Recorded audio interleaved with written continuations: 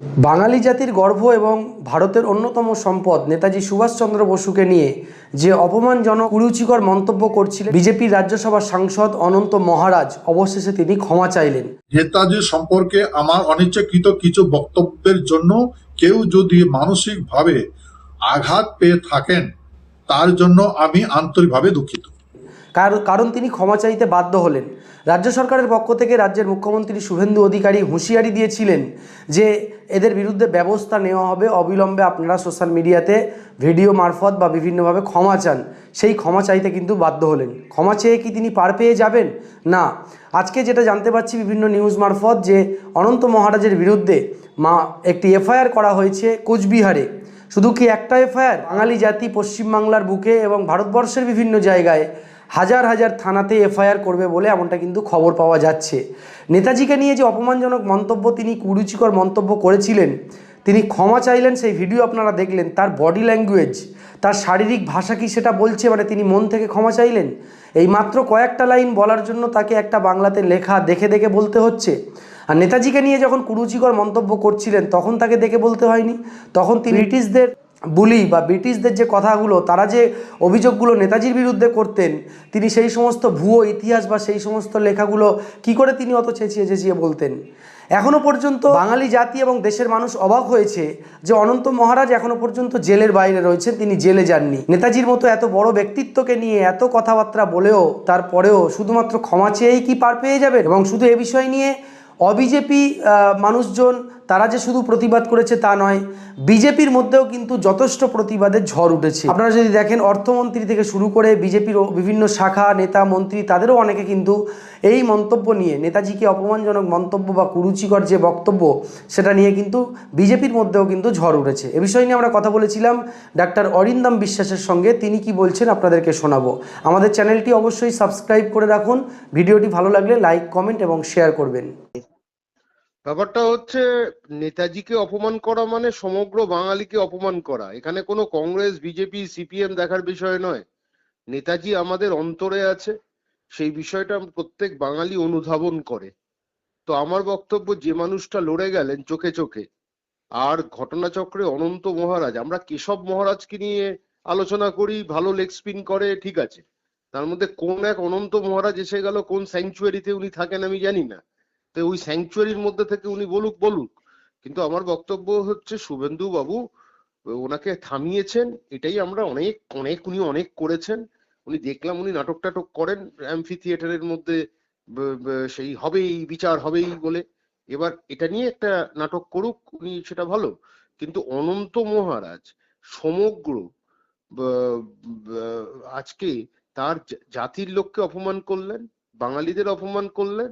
এবং আজকে এইভাবে যদি উনি করতে থাকেন, আমার মনে হয় ওনাকে রাজ্যসভায় যাওয়ার যোগ্যতাটা ওনার নেই। উনি একটা অশিক্ষিত লোক, অযোগ্য লোক, একটা অসভ্য লোক।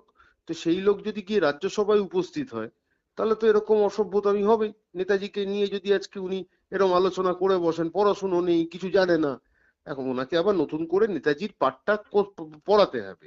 উনি ব্রিটিশরা যা বলেছেন সেইটা কারুর কাছ থেকে শুনে একটা মিডিয়াতে ভাসিয়ে দিলেন, এবং উনি অনেকদিন ধরে পাবলিসিটি পাচ্ছিলেন না। এইসব কথা বলে মানুষ একটু পাবলিসিটি পায়, ওই জন্য রেলেভেন্ট থাকতে চাইছেন। যাই হোক, আমাদের এটাই মানে অনেক ভাগ্য, সত্যিকারের ভাগ্য যে আমাদের মুখ্যমন্ত্রী বুঝেছেন ব্যাপারটা, যে এটা একটু খারাপ হচ্ছে। নয়তো ফরওয়ার্ড ব্লকের লোকেরা গুন্ডামি করেছে, তারা শ্যামাপ্রসাদ মুখোপাধ্যায়কে ওঠাতে গিয়ে অন্য মনীষীদের পিছিয়ে দিচ্ছেন। আর মহারাজকে আমরা এবার থেকে, মানে আমি মিডিয়ার কাছে অনুরোধ করব, আপনারা কেশব মহারাজের পারফরমেন্স ক্রিকেটে নিয়ে করুন, কিন্তু এই মহারাজ যিনি এত বড় একটা ছোট্ট স্যাংচুয়ারির মধ্যে থাকেন, বাঘ সিংহ হয়তো থাকে তার সাথে, তার মানে উনাকে নিয়ে যেন আর এইসব, মানে ওনার গপ্প যেন আমরা না শুনি। ওনার তো বিরুদ্ধে আজকে কোচবিহারে কোনো একটা থানায় এফআইআর হয়েছে বলে খবর। একটা কেন, সারা ভারতবর্ষে এফআইআর হওয়া উচিত, একটা সারা ভারতবর্ষে হওয়া উচিত। এইসব লোকের ভালো করে জেলে থাকুক, মানে জুলজিক্যাল গার্ডেনে থাকুক, তাকে হয়তো আমরা দেখতে যাব। আমেরিকায় যেরকম এক সময় করতো, আফ্রিকানদের খাঁচার মধ্যে পুরে দেখতে, ওদের টিকিট কেটে। তো এই জায়গায় যদি করতে হয়, অনন্ত মহারাজও একজন।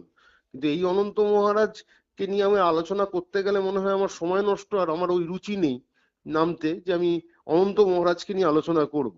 এসব অসভ্য লোকের ঠিকানা স্যাংচুয়ারিতে হওয়া উচিত, জঙ্গলে হওয়া উচিত, সেখানে মনে প্রাণে তারা বলুক, যা খুশি ইচ্ছে বলুক, সেখানে কেউ তাকে শুনতে যাবে না। তো ঘটনাচক্রে আজ নেতাজি সুভাষচন্দ্র বোসকে বলা মানে এটা ভারতবর্ষের প্রত্যেক মানুষের হৃদয়ে কিন্তু নেতাজি আছেন, এটা তো অস্বীকার করার নেই। গান্ধীজিও আছেন, নেতাজিও আছেন। তো নেতাজিকে নিয়ে এইসব কথাবার্তাগুলো বললে সারা ভারতবর্ষের মানুষ থেকে, তবে আমার বক্তব্য হচ্ছে যে দলটাকে উনি প্রতিনিধিত্ব করেন সেই দলটা অসভ্যই। কারণ সেই দলটা কদিন আগে আদিবাসী সমাজকে একটা মানে ভেড়ার পালের সাথে তুলনা করেছে, নতুন কিছু নয়। রাজা রামমোহন রায়কে ব্রিটিশদের দালাল বলেছেন। তো এই দলের কাছে যাদের শিক্ষা নেই, সভ্য মানে যারা 52 বছর ধরে ফ্ল্যাগ ওঠায়নি, ভারতবর্ষে কোনো ফ্ল্যাগ হোয়েস্টিং হয়নি আমাদের ওইটা, আর এরা স্যাফরন স্যাফরন করে যায়। আরে স্যাফরনটা এসছে, এই গেরুয়াটা রংটা এসছে পার্সিয়া থেকে, এটা এরা ভুলে যায়। গেরুয়া রং কোনোদিন হিন্দু ধর্মে ছিল না, সাদা রং ছিল আমাদের। গেরুয়াটা একটা প্রতিবাদের ছিল, বৌদ্ধরা পড়তো। আর পার্সিয়া থেকে এই রংটা আসে, সেই পারস্য দেশের জিনিস নিয়ে তারা গেরুয়া গেরুয়া করে চিৎকার করে। এই পড়াশোনাগুলো থাকলে তো বলতে পারবে। তো অনন্ত মহারাজ সেই দলেই পড়ে, সেই শেয়ালের ডাকি ডাকছেন উনি, হুক্কা হুয়া ডাকছেন, উনিও একটা হুক্কা হুয়া ডাকছেন। এই শেয়ালের মতন বললে এরমই হবে, আর কি বলবো, শেয়ালের পালের গল্প। না, কিন্তু রাজ্যে বিজেপির সরকার, সেই বিজেপি সরকারই তো ব্যবস্থা নিল শেষ পর্যন্ত। বিজেপি সরকার আর বাধ্য হয়েছে, নয়তো বাঙালির কাছে চড়থাপ্পড় খেয়ে যেত। ফরওয়ার্ড ব্লকের লোকেরা গুন্ডামি করেছে, সাহেবদের তাড়িয়েছে আর গুন্ডামি করেছে। বাঙালির মননে যদি আঘাত দাও তাহলে কিন্তু বিপদ আছে। ওই যতই হিন্দু বাঙালি আর মুসলমান বাঙালি বা মুসলমান করো বাংলাদেশি করো, ওটা ওই ধোকলাবাজ কিছু গুজরাট থেকে লোক এসে বলতে পারে, কিন্তু বাংলার মানুষ কিন্তু তাদের মনন, তাদের চৈতন্য, তাদের চেতনা তাদের অন্যরকম, তাদের নবজাগরণ হয়েছে। সেই নবজাগরণ থেকে আজকে আমরা নতুন একটা দিক খুঁজে পেয়েছি। বাঙালিদের কাছে অত আর ওইসব গল্প হিন্দু মুসলমান করে বেশি লাভ নেই।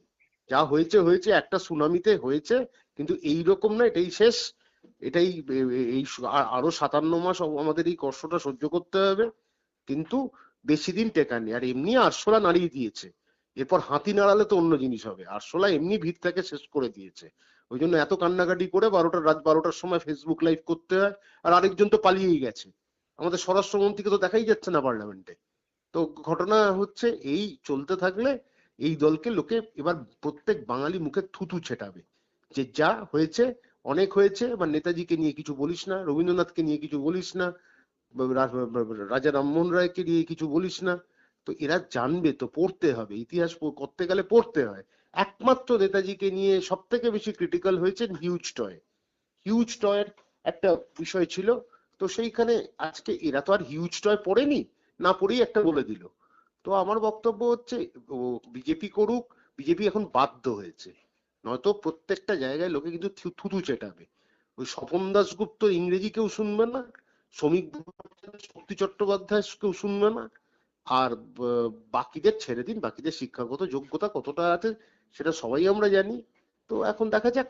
আমার মনে হয় আর যেন না বলে, এটাই আমার অনুরোধ, এরকম ভুলভাল কথাগুলো না বলে। আর ঘটনাচক্রে উনি প্রকৃত অবস্থায় ছিলেন কিনা সেটা ব্যাপার, কজন ঠিক মতো থাকে সেটাই ব্যাপার।